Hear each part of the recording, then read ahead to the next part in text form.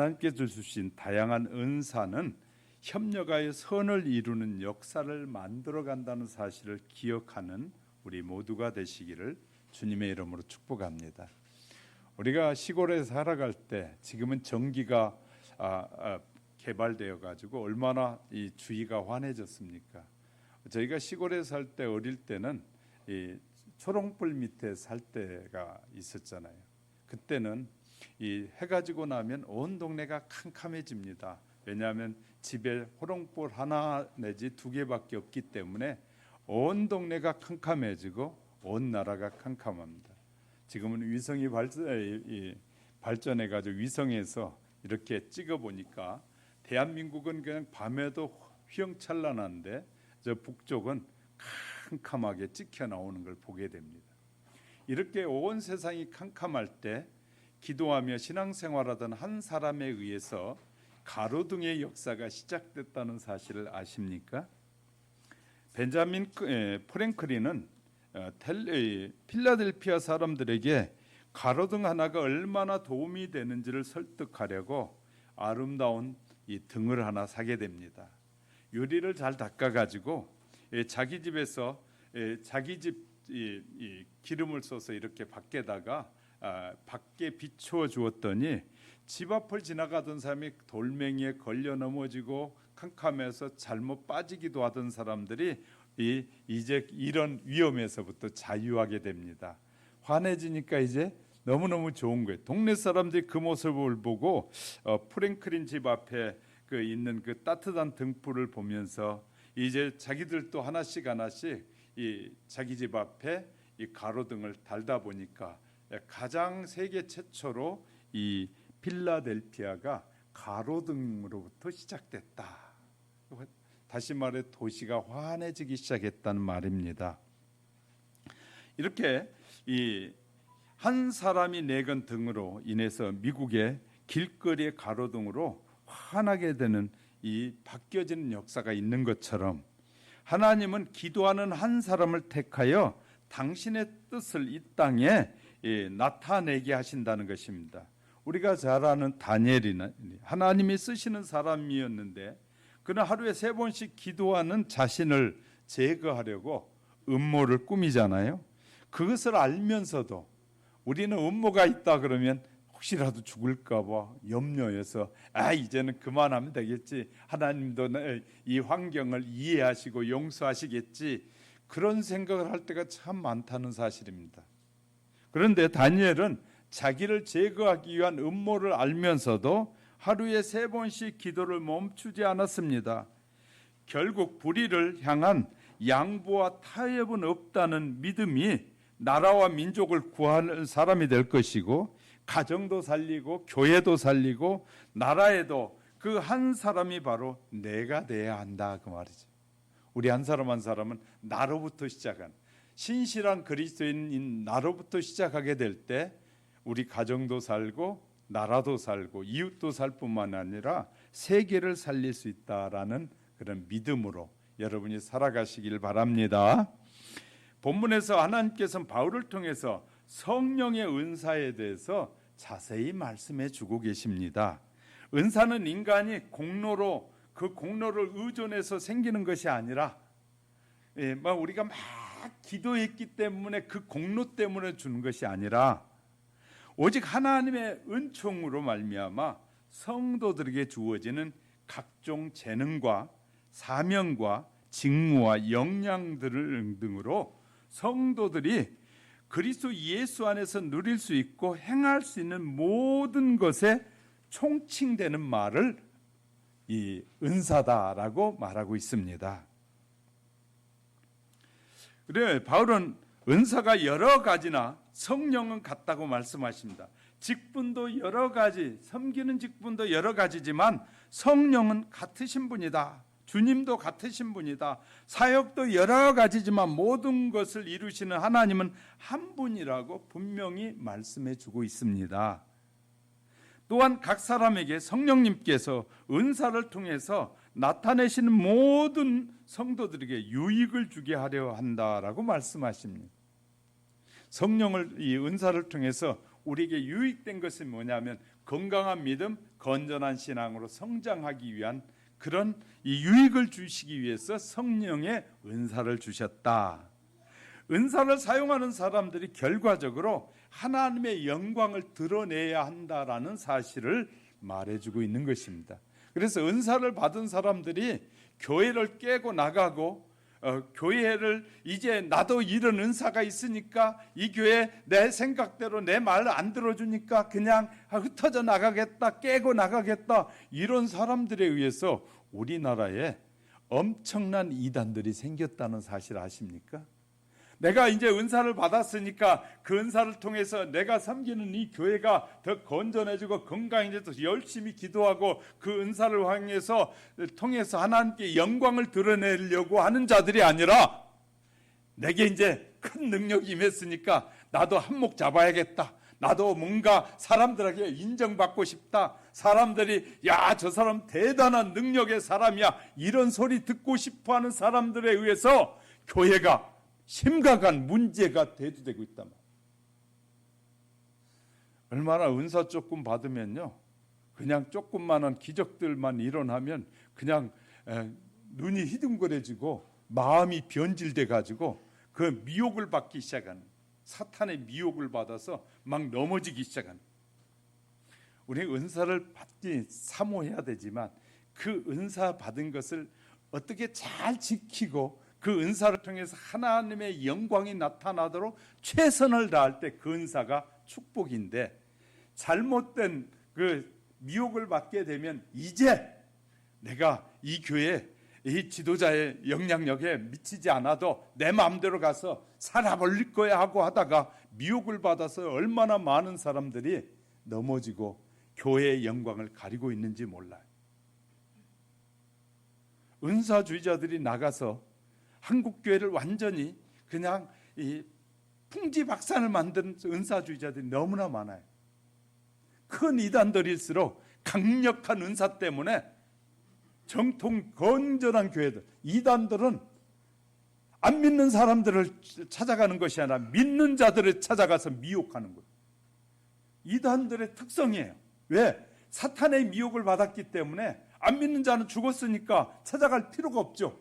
그러니까 믿는 자들 미혹해서 죽게 하려고, 영적으로 죽고 영원한 하나님의 심판을 받게 하려니까 믿는 자들에게만 찾아가는 미혹의 영이 임하게 되는 거예요. 이런 사실을 알면 이제 성경을 통해서 알아가기 시작하면 하나님 앞에 얼마나 두렵고 떨림으로 우리의 신앙생활을 해야 되는지를 깨닫게 되는 것입니다. 오늘은 하나님께서 각양 성령의 은사를 주시는데 은사를 받아서 사용하는 사람들이 어떻게 해야 하고 그것이 하나님께 영광이 되는지, 성도들이 사용하는 기적의 은사를 유익하게 사용하려고 하는 사람들의 사단의 미혹으로 이 시험에 들지 않도록 하려면 어떻게 해야 되는지를 살펴가려고 합니다. 놀라운 기적과 은사가 아름답게 사용될 수 있는 그런 큰 은혜와 지혜가 우리 모두에게 충만해지시기를 주님의 이름으로 축복합니다.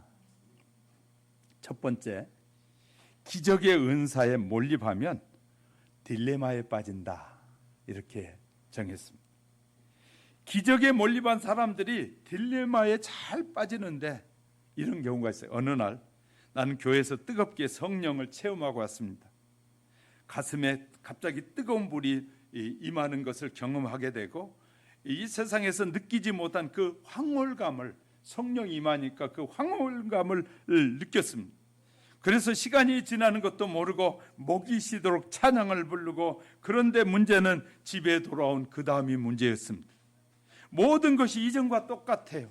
교회에서는 그렇게 뜨겁게 가슴에 타오르는 그 성령의 불로 뜨거웠는데 집에 오니까 변화된 것이라고 하나도 없는 것이, 경험은 했는데 변화라고는 하나도 일어나지 않았어요. 상대를 미워하는 감정은 그대로 있고, 남에게 막 분노하고 증오심이 여전히 내 삶 속에서 끌어나오고 있어요. 분명히 조금 전에 기적의 큰 역사를 경험했는데 왜 내 마음과 내 감정의 삶은 변화되지 않았을까요? 도대체 무엇이 잘못된 것일까요? 교회에서 성령을 받을 때는 뜨거웠지만 집에 돌아와 얼마 지나지 않아서 다시 허전함이 몰려오는 거예요. 이런 고백하는 그리스도인이 많다는 사실 아십니까? 많은 사람이 이렇게 성령을 받았다고 말합니다.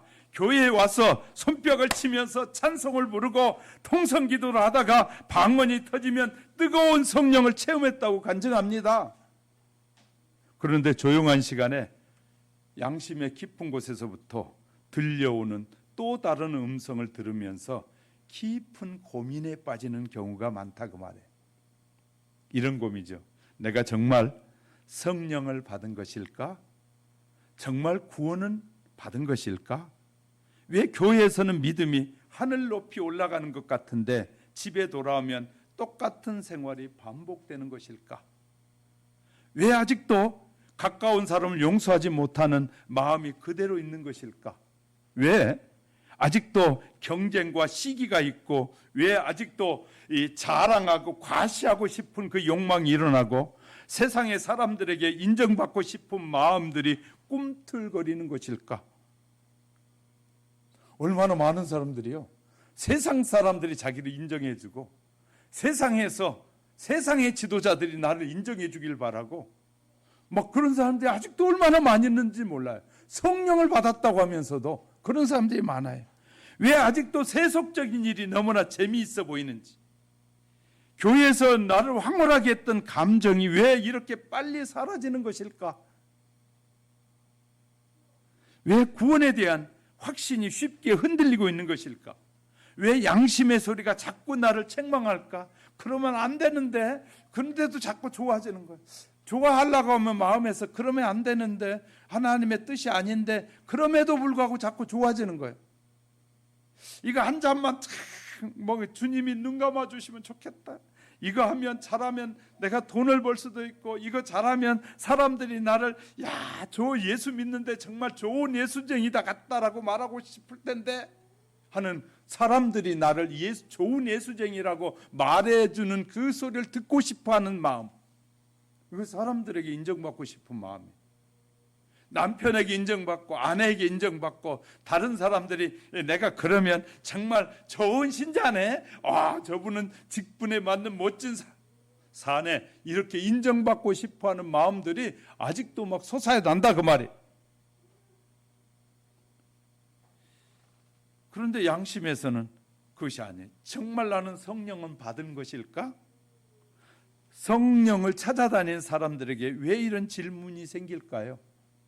그래서 마음이 허전해지면 갑자기 벽에 또 광고지에 성령의 역사가 있습니다, 이곳에 와보세요 하면 자기 교회 섬기던 사람이 그곳에 가서 앉아서 은혜 받다가 어느 날 교적을 그쪽 교회로 딱 옮겨가는. 그래서 이 상당히 이단들일수록 교회 직분자들이 오는 걸 좋아해. 당신 성령 받았어? 불이 임해야 성령 받지? 불임에 봤어? 이런 소리에 홀딱 반해가지고 아이고 이 교회가 진짜 교회 같네 하고 그 교회 가서 이제 못을 받고 앉는 것이, 그것이 미혹받아서 가고 있다는 사실 전혀 모르는 사람들이 너무 많다는 거예요. 자, 성경에 대한 진리를 잘못 알고 있기 때문에 그런 것입니다. 놀라운 사실은 그들이 말씀과 예언을 모른다는 것이에요. 자기는 잘 아는 것 같은데 진짜 말씀을 갖다 대어놓고 보면 말씀을 전혀 알지 못하는 거예요. 말씀을 모른다는 걸 다른 말로 표현하면 안 믿고 있다는 거예요. 듣기는 들었어요. 하나님의 말씀을 들었어요. 이건 하나님의 말씀입니다. 그럼 믿고 그 말씀대로 살아야 되는데, 듣기는 들었는데 하나님의 말씀을 믿고 따라 살지 않으니까 자꾸 미혹을 받는 거예요. 자, 회개와 의의 열매가 맺혀지지 않으면 자꾸 이렇게 흔들리게 되는 거예요. 회개도 아는 거예요. 수많은 죄가 가슴에서 아직도 남아있고 의로운 열매가 맺어지지 않으니까 자꾸 유혹을 받으면 쉽게 넘어가기 시작하는 거예요. 심지어 교회에 나온 지 얼마 되지 않았음에도 불구하고 기적과 은사를 체험하고 있다고 말하잖아요. 나 교회 나온 지 얼마도 안 됐는데 그냥 금방 성령이 역사하고 회개하지도 않았는데 막 성령의 능력을 받았다고 막 뛰고 이런 사람들이 많은. 자신들의 주변에 다양한 기적이 수시로 일어나고 있는 거예요. 이것은 기적이 일어난다는 건 좋은 일이기도 하지만 그 기적을 잘못 이해하면 엄청난 낭패를 당한다는 사실을 잘 모르는 것입니다. 이것을 어떻게 설명해야 할까요? 예수님께서 말씀하시기를, 그러니까 우리는 그래서 성경으로 돌아가 봐야 돼. 예수님은 뭐라고 말씀하셨느냐? 예수님 말씀하시기를 택한 자들까지 미혹하기 위해서 사탄의 종들이 교회 안에 큰 표적과 기사를 행할 것이다 라고 경고하셨어요.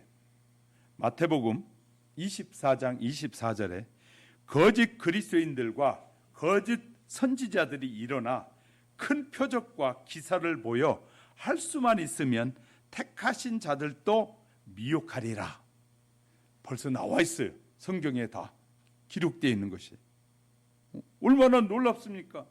왜 하나님께 택하신 자들이 이런 미혹을 당하게 될까요? 왜냐하면 사탄이 행하는 이 큰 표적과 기사가 성령이란 이름으로 행해지고 있기 때문에.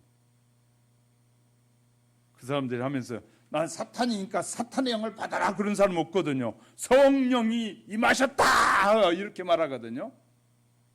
성령이 임하셨다는 거룩한 영으로 주어지기 때문에 사람들이 그것에 빠져들기 시작하는 것이다. 또 하나님께서 사도 바울을 통해서 우리에게 말씀해 주시는 걸 보면 바울 때 이런 현상이 나타날 때가 마지막 때가 이런 때 그런 역사가 있다라고 예고해 주셨어요.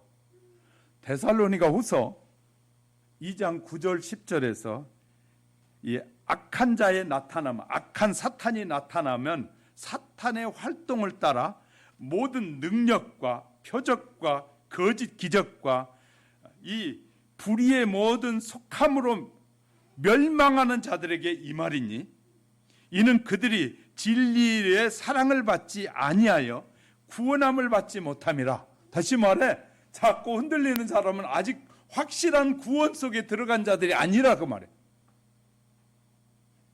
이 말씀 연구하다 보면요 이렇게 정확하게 우리에게 가르쳐 주는데 말씀을 배우려고 하잖아요. 마지막 시대 사탄은 표적과 거짓 기적을 역사한다 그 말이에요. 사탄의 이 거짓 이적은 짐승의 표화를 통해서 환난과 아마겟돈 전쟁에서 클라이막스에 도달하게 되는 것입니다. 그때 온 세상 사람들이 놀라운 이적 앞에 이 압도되어서 사탄과 거짓 선지자들을 따라가게 될 것입니다. 온 세상이 하나로 연합하여 사탄의 편에 서게 됩니다. 사탄은 그 목적을 위하여 오래전부터 기적과 큰 은사로 사람들을 미혹하고 있다는 사실을 기억하셔야 돼요. 오늘날 많은 성도들이 성령의 기적을 보기 위해서 이곳저곳으로 찾아다니고 있습니다. 저는 개인적으로 이런 분들에게 깊은 동정심을 느낄 수밖에 없습니다. 왜냐하면 교회가 그들에게 공허함을 채워주지 못했기 때문인데 그는 열심히 그들은 예배에 참석한 성도들이고 열심히 설교를 듣는 사람들이고 헌신적으로 교회 활동에 참여하고 봉사하는 자들입니다. 그런데도 불구하고 그들이 영적 공허함을 채우지 못하고 방황하는데 그래서 어떤 기도원에 가면 성령을 받을 수 있다는 말만 들으면 간절한 마음으로 찾아가게 되는 거예요. 이곳저곳에 흩어지기 시작하는 거예요. 그리스도인이 성경이 말하는 복음과 진리를 모르게 되면 자신도 모르는 사이에 감정적인 신앙으로 바뀌게 되고 기적과 은사에 매달릴 수밖에 없는 것이에요. 구원에 대한 확신은 없고 말씀을 모르니 답답해서 이곳저곳 찾아다닌다는 말입니다. 방언과 치유의 은사가 기적을 경험하면 이런 경험하면 믿음이 생기기 원해서 찾아다니는 거예요. 내가 방언하면 더 믿어지겠지. 내가 이 예언을 하고 이런 은사를 많이 받으면 더 믿어지겠지라고 하고 찾아다니는 거예요. 약속의 말씀을 믿지 못해 미혹하는 영에 흔들리고 있다는 사실을 전혀 모르는 것이에요. 자, 제가 늘 이런 얘기를 해요. 어린아이들의 책일수록 그림이 많이 나오고 어른의 책에서는 그림이 없어도 다 학자들은 믿고 그것을 따라 살아간다. 그리고 학설을 만들어낸다. 우리가 기억해야 돼요. 어린아이들은 뭔가 자꾸 보여야 돼요. 믿음이 어릴 때는 많이 보여줘야 좋은 믿음의 사람으로 성장하는 이 기회가 마련되는 거예요. 그런데 5년, 10년, 20년이 됐는데도 아직도 흔들리는 것은 내가 구원에 대한 확실한 진리를 따라 살지 않고 있기 때문에 흔들리는 거예요. 진리를 따라 살게 되면 흔들릴 이유가 전혀 없다는 말입니다. 이 악한 영의 미혹에 흔들리지 않으려면 기록된 하나님의 약속의 말씀에 확실하게 뿌리를 내리는 신앙을 가져야 됩니다. 할렐루야. 우리 하역교회 성도 여러분들, 말씀의 진리 안에 늘 서시기를 주님의 이름으로 축복합니다. 두 번째, 성경은 마지막 때 두 무리로 나누어질 것을 분명하게 예고하고 있습니다. 예수님께서 재림하시기 전에 온 세상은 하나님을 따르는 성도들과 사탄을 따르는 성도들로 나누어진다라고 예언하셨어요. 요한계시록은 마지막 시대의 성도들이 두 무리로 나누어지게 되는데, 한 무리는 하나님의 계명을 지키는 성도들이라고 설명하고 있고, 다른 무리는 사탄의 거짓 이적과 기적을 따라가면서 신앙의 정도에서 벗어나 탈선하는 길을 간다라고 쓰여져 있단 말이에요. 성경은 마지막 때에는 두 무리로 나누어진다라고 예언해 주셨어요. 첫째로 계명을 지키는 성도들이 있다 그 말이에요. 마지막 시대가 됐음에도 불구하고 하나님의 백성은 사탄과 대적하는 정신을 가져야 돼. 사탄이 역사할 때 사탄아 물러가라 하고 그렇게 외치고, 예수 이름 명하는 사라져라 라고 하고 외쳐야 되는데, 대적하는 그 믿음을 가지고 사는 것이고, 하나님의 계명을 지키는 신앙으로 살아가는 것이 바로 계명을 지키는 성도들이다.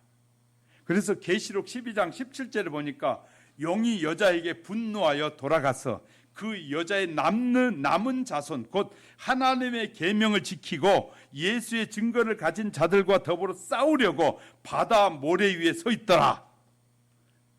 예수를 잘 믿게 되면 마지막 때가 될수록 사탄이 계속해서 공격한다는, 그러면 우리가 깨어있지 않으면 안 되는 거예요. 하나님의 말씀을 붙잡고 살지 않으면 안 된다 그 말이에요. 그들은 짐승의 환난의 때에 핍박과 순교의 위험 속에서 계명을 지키는 신앙을 유지하는 사람들이다.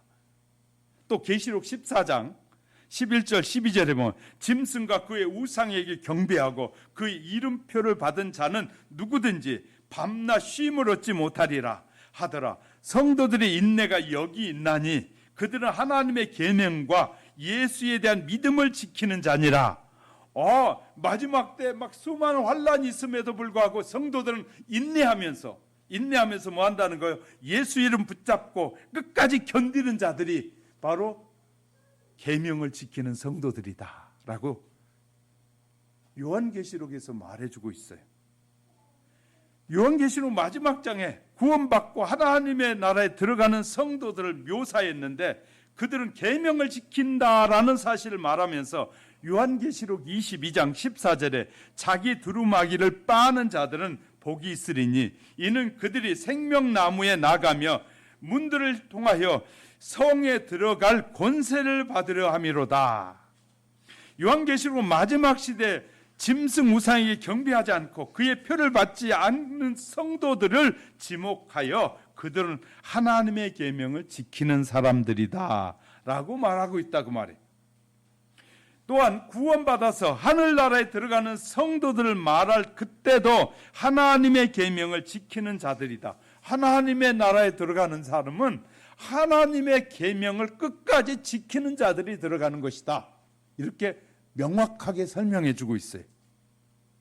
계명을 지키는 성도들은 어떤 신앙을 갖는 것이냐?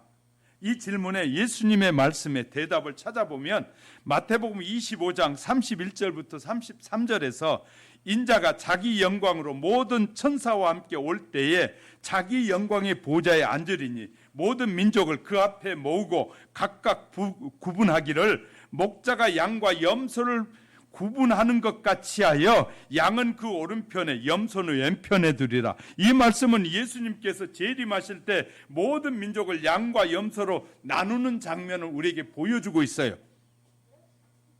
그런데 예수님께서 재림하실 때 구원받은 성도들의 신앙과 삶을 설명하는데 마태복음 25장 35절에 40절에 내가 줄일 때 너희가 먹을 것을 주었고 목마를 때 마시게 하였고 나그네 되었을 때 영접하였고 헐벗었을 때 옷을 입혀주었고 병들었을 때 돌보아 주었고 옥에 갇혔을 때 와서 보았느니라. 내가 진실로 너희에게 이르노니 너희가 여기 내 형제 중에 지극히 작은 자 하나에게 한 것이 내게 한 것이다. 성도들은 끝까지 뭐 한다는 게 하나님이 주신 축복으로 수많은 연약하고 연약한 사람들에게 돕고 섬겨주고 그들에게 나눠주는 사람들이 하나님의 나라에 들어가는 백성이었고 주의 계명을 지키는 사람들이었다. 이렇게 쓰고 있어요. 요한계시록에서 마지막 시대에 하나님의 백성을 말하면서 그들은 하나님의 계명을 지킨 자라고, 요한계시록도 그러고 이 마태복음이나 마가, 요한 이 예수님의 모든 가르침에는 하나님의 나라에 들어가는 모든 자들은 하나님의 계명을 지키는 자들이다. 이렇게 쓰고 있단 말이에요. 마태복음에 예수님께서 재림하실 때 구원받은 의인들을 말하면서 그들은 가난한 자들, 연약한 자들, 그리고 지극히 작은 자들을 섬긴 성도들이다 라고 말하는 거예요. 그러므로 하나님의 계명을 지키는 신앙이란 하나님의 계명과 말씀에 충성하는 성도들이다 이렇게 쓰고 있는 거예요. 그들은 가난하고 연약한 자를 동정하고 불쌍히 여기는 마음을 가진 사람들이었어요. 계명을 지키는 신앙은 율법주의가 아닙니다. 마지막 시대에 계명을 지키는 성도들은 유대인들처럼 겉모습만, 행위로만 하나님을 섬기지 않고 마음으로 세상과 돈을 사랑하지 않는 사람들이 하나님의 사람들이었다. 세상을 사랑하고 돈을 사랑하는 것은 하나님을 사랑하는 자가 아니다 그 말이에요. 그리고 이 예수님을 사랑하기 때문에 그의 계명을 지키는 성도들이라고 요한복음 14장 15절에 너희가 나를 사랑하면 나의 계명을 지키라. 이 하나님을 믿는다고 말하는 성도들은 가난하고 목마르고 병든 자를 돌보지 못하는 이유가 무엇입니까? 마음속 깊은 곳에 교만과 돈을 사랑하는 정신, 그래도 있어야 살지, 그래 있어야 내가 사람들이 나를 우습게 여기지 않지. 사람들이 우습게 여기면 어때요? 하나님이 우리를 인정하시는데. 근데 놀라운 것은요, 나가보면 우리 교회도 큰 교회가 훨씬 많잖아요. 제가 하나님의 말씀에 딱 서 있으니까 함부로 여기지 않아요. 저한테 함부로 하지 않아요. 왜냐하면 제가 바르게 서니까, 바르게 살려고 하니까, 뭐 교회가 좀 크다고 뭐 돈이 있다고 이런 사람들이 저를 함부로 여기지 않더라고요. 제가 대충 사는 사람은 아유 저 돈 있는 사람이니까 내가 잘 보여야 그래도 내가 도움을 받겠지, 어떻게든지 저 사람이 도와줘야 내가 좀 편하겠지, 이런 생각을 하면 가서 굽신거리고 막 도와달라고 그럴 거 아니에요. 그런데 나는 당당해. 내게는 하나님이 계시고 하나님이 내가 있어야 될 때 언제나 주시고 내가 구할 때마다 응답하시는 하나님을 내가 믿기 때문에 내가 그들에게, 사람들에게 손을 내밀 필요가 없어요. 나는 그래서 가장 많이 운 때가 하나님 앞에서 웁니다.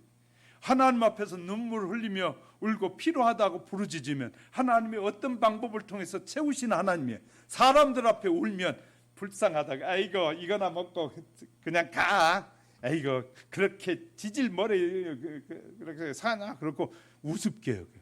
그런데 사람 앞에 당당하니까, 하나님 앞에 울면 하나님은 얼마나 나의 자존심을, 우리의 자존심을 세워주시는 하나님. 할렐루야. 우리가 하나님 앞에 서야 돼. 둘째로, 기적을 따르는 자들이 어떤 사람이냐.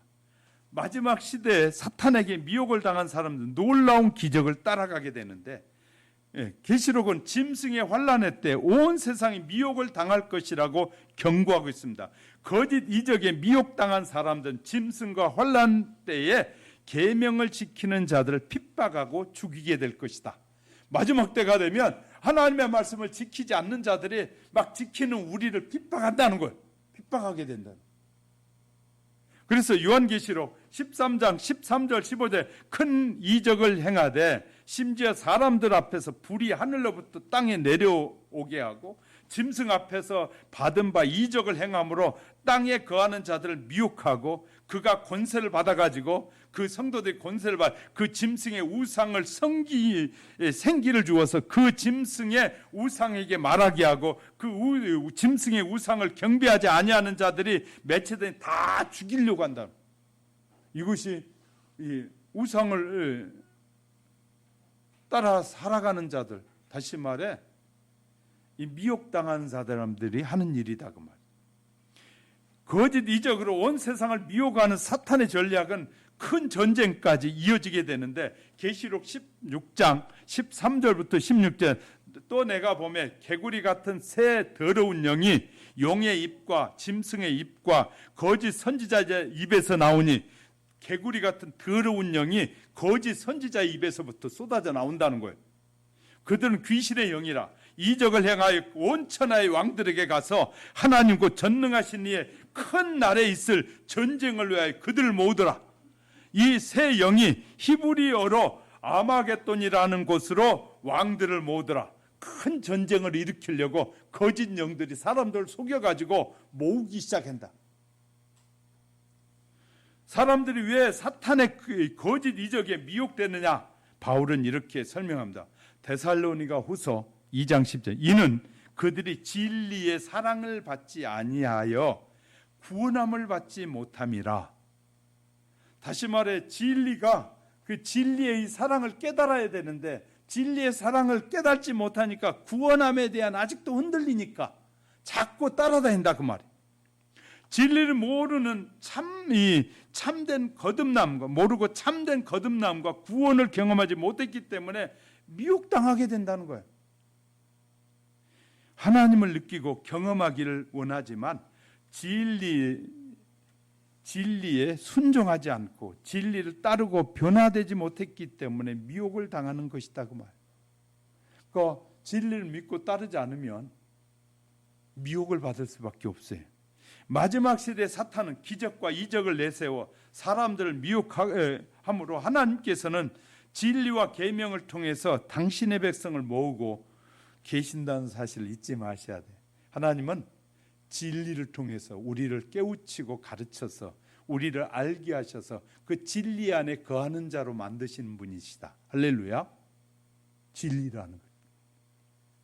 지금 시대는 마지막 때라고 다 누구나 말합니다. 그리고 두 무리가 존재하고 있다고 말합니다. 준비되어 가고 있습니다. 여러분은 어떤 무리에 속해 있습니까? 자신은 말씀에 얼마나 순종하고 최선을 다하는 그 믿음의 길을 걷고 있는지 살펴보는 그런 귀한 시간이 되시기를 주님의 이름으로 축복합니다. 세 번째는 모든 은사가 말씀과 연동되어 역사하고 있다. 성도들 안에서 일어나는 이상한 현상들은 조심스럽게 우리가 살펴보아야 합니다. 성령의 은사와 기적을 추구하는 대부분의 사람들이 방언과 병 고치는 그 은사에만 몰두한다는 사실을 우리는 알게 됩니다. 그러니까요, 이렇게 흔들리는 성도들은 이 병 고치는 것과 방언과 그런 예언에만 몰두하게 된단 말이에요.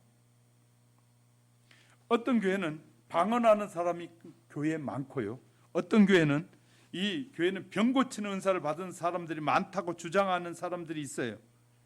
성령의 은사가 마치 유행처럼 번져나가고 있기 때문에 방언을 하지 못하고 안수할 때 병을 고치지 못하면 영적 열등감을 느끼게 된다. 지도자들에게도 일어납니다. 지도자들이 기도했는데 병이 고쳐지지 않으니까 열등감이 생기는 거예요. 아, 저 사람 능력인데 왜 나에겐 능력이 없지? 능력이 뭔지를 모르는 거예요. 능력이 뭐가 나타나야만 능력이, 그것이 능력이 아니라 믿는 것이 능력이에요. 할렐루야. 하나님의 약속을 믿는 것이 능력이고 하나님의 약속을 믿고 순종하는 것이 능력인데 뭐가 나타나야 능력이라고 착각하고 있는 사람들만 그것도 능력이 아니라는 말이 아니에요. 다시 말해 우선순위에서 훨씬 밀린다는 거예요. 나타나는 은사는 어린아이 때가 필요한 것이고 어른이 되면 여러분도 아직도 지금도 그림만 보면서 난 저렇게 살아야지 그럽니까? 글을 읽으면서 그렇게 살아야지 여러분이 깨우칩니까? 그래서 성장 과정에도 이렇게 순위가 있는 것 같아요. 유치원생이 있고 초등학생이 있고 중학생이 있고 고등학생이 있고 대학생이 있고 완전 성숙한 사람이 있고 그래서 이제 어떤 이제 지도자들은 그렇게 분별해 가지고 말하잖아요. 아이고 이 집사님은 아직도 유치원생이네. 집사는 집사지만 유치원생이네. 왜? 뭐가 기적이 나타나야 교회 오고 순종하고 따르니까. 왜 유치원생인가? 우리가 이제 어떤 믿음을 갖고 사느냐가 너무 중요한 것입니다. 흥미로운 사실은 고린도 교회도 이와 같은 문제가 있었다는 것입니다. 그래서 바울을 통해서 하나님은 바울을 통해서 고린도 교회 성도들에게 이런 어떻게 그런 성도들 교육했는지 훈계했는지를 살펴보면 오늘 본문 12장 27절부터 31절에 보면 너희는 그리스도의 몸이요 지체의 각 부분이라 하나님이 교회 중에 몇을 세우셨으니 다 사도겠느냐 다 선지자겠느냐 다 병 고치는 은사를 가졌느냐 다 방언을 말하는 자겠느냐 다 통역을 하는 자들이겠느냐 모든 사람이 같은 은사를 가질 수 없다는 것을 말하고 있어요. 우리 몸에는 지체가 있어서 서로 협력하여 몸을 유지해 가는 것처럼 그리스도인들도 각각 다른 은사와 재능을 가지고 그리스도의 몸된 교회를 위해서 봉사하게 됐다. 하나님이 이분에게는 이 가르치는 은사를 줬고 이분에게는 이 방언을 주셨고 저분에게 예언할 수 있는 능력을 주셨고 저분에게는 병 고치는 능력을 줘서 그들로 하여금 연합하여 한 교회를 건강하게 세워가게 하려고 역사하고 있다라고 가르치고 있단 말이에요. 바울은 성령의 은사에 대한 종류가 있지만 대부분의 은사는 말씀과 깊은 연관이 있다라고 말해주고 있어요. 그래서 오늘 본문에 고린도전서 12장 8절에 어떤 이에게는 성령으로 말미암아 지혜의 말씀을 바울은 성령의 은사를 말하면서 말씀을 지혜롭게 나누어주는 은사다. 그러니까 첫째라는 거예요. 첫 번째로 중요한 것은 이 성령의 은사를 통해서 뭐 한다는 거예요? 이 하나님의 말씀을 잘 전해주는 은사가 가장 먼저다. 이해하셨으면 하면. 자, 왜냐하면 성령을 받은 가장 중요한 이유가 진리의 말씀을 효율적으로 나누어 주는 것이기 때문에 성령을 받으면 내가 깨달았어요. 그럼 이제부터 나누어 줘야 돼. 누구에게? 다른 사람들에게 깨달은 그 진리를. 말씀을 가르치고 전하는 은사가 은사 중에 첫 번째 은사라는 거예요. 둘째로 8절에 보세요. 둘째로 어떤 이에게는 같은 성령을 따라 지식의 말씀을 성령의 은사는 진리에 대한 지식을 나누는 것이라는 거예요. 자, 절 보세요. 성령이 임하면 예수님이 더 알아져가고 진리가 무엇인가를 깨달아져가고 그것을 깨달은 것을 다른 사람에게 나누어주고 다른 사람에게 이렇게 잘 가르치는 것이 성령의 역사라는 거예요. 성령의 역사다. 자, 세 번째 9절에 보세요. 다른 이에게는 같은 성령으로 믿음을 이처럼 믿음을 성령의 은사라고 소개하잖아요. 성령의 은사가 믿음이다. 믿음이란 내 노력과 내 의지로 만들어내는 것이 아니라 성령님께서 우리의 마음에 진리에 대한 확신을 주셔야만이 믿음이 생기게 된다. 여러분이 여기서 제가 설교하는 설교의 말씀을 듣고 믿어진다는 것은 하나님이 여러분에게 그런 성령의 믿음의 은사를 주셨기 때문에 할렐루야. 들으면 저 말씀대로 살아야지. 그래, 저 말씀이 소중한 말씀이네 하고 깨달아지는 것이 믿음이라는 거야. 성령이 그 말을 안 주면 이렇게 들으면서 에이그 저런 말은 왜 하나? 왜 저런 소리 뭐하러 목사님이 저런 말이나 하고 계시는가? 아이고 저것은 저 집사님이 들어야 되는 말인데 안 나왔네.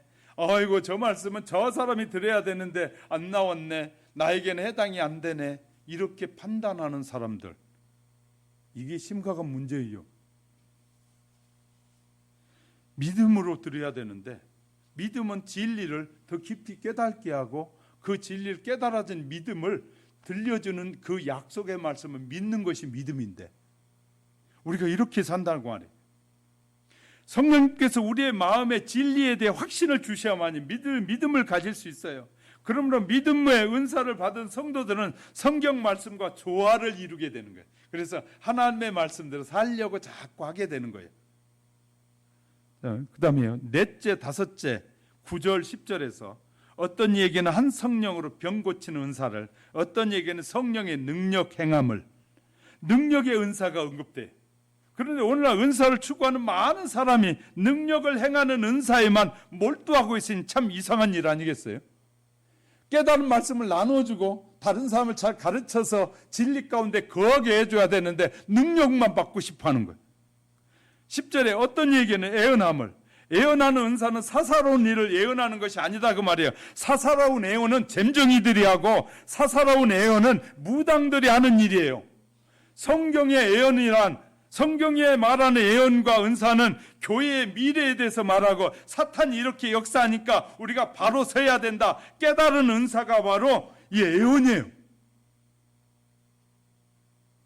다니엘서에서 말하는 요한계시록에서 기록한 의미를 깨닫게 하는 것이 은사라고 말이에요. 성령님께서 주시는 은사는 분명한 은사예요. 진리 안으로 우리. 그래서 내가 말씀과 연동됐다고 말씀드렸어요. 말씀 없이는 역사하지 않아요. 은사가 반드시 모든 은사는 말씀과 연관될 수밖에 없는 거예요.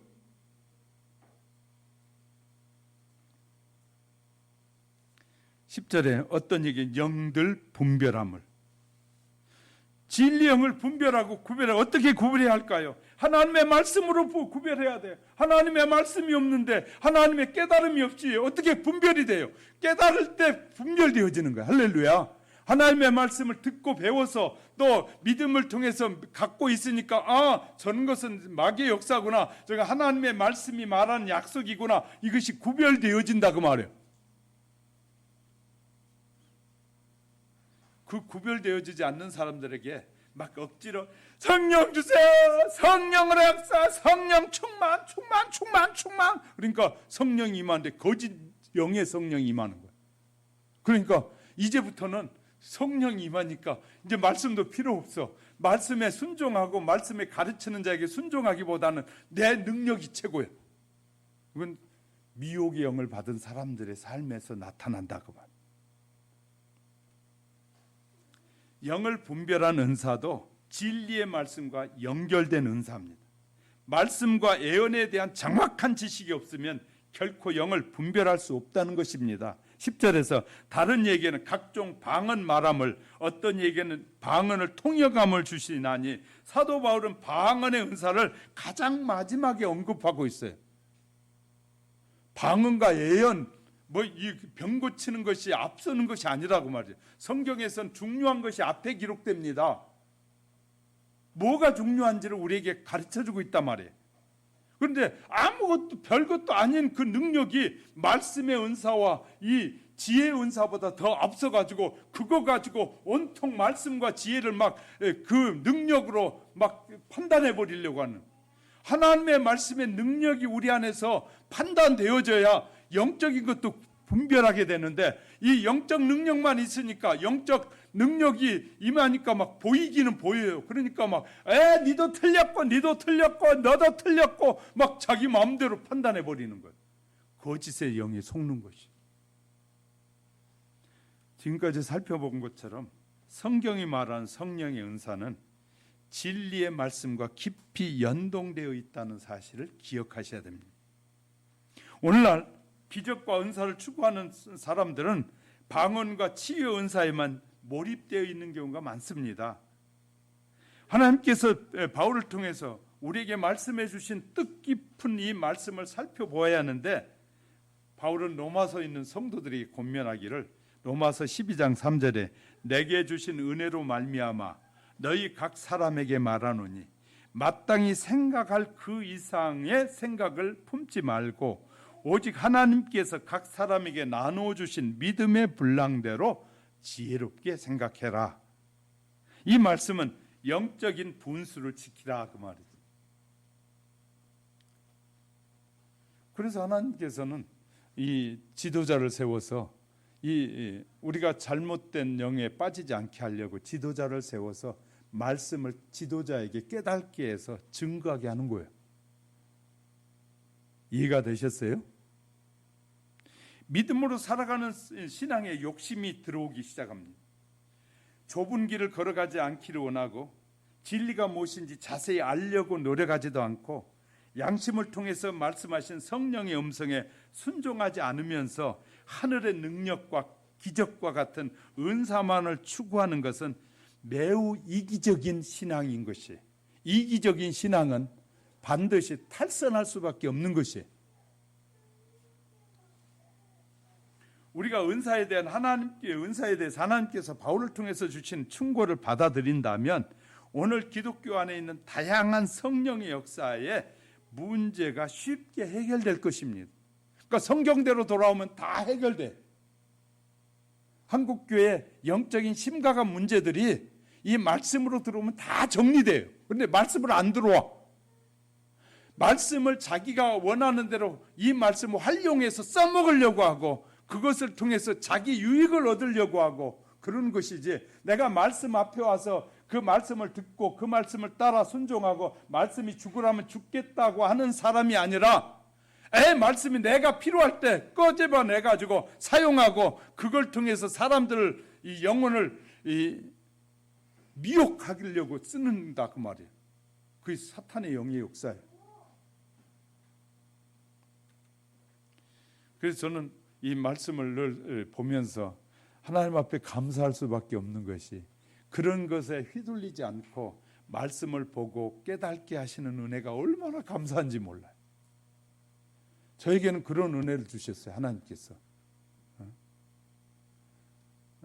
어떻게 하여튼 나는 그런 거 현혹되지 않아요. 제가 언젠가 한번 평신도 때 성내동에서 그곳에 집회가 크게 붙었는데요. 그곳에 오면 전부 다 자빠지고 예언하고 방언하지 않는 사람이 없다는 100%래.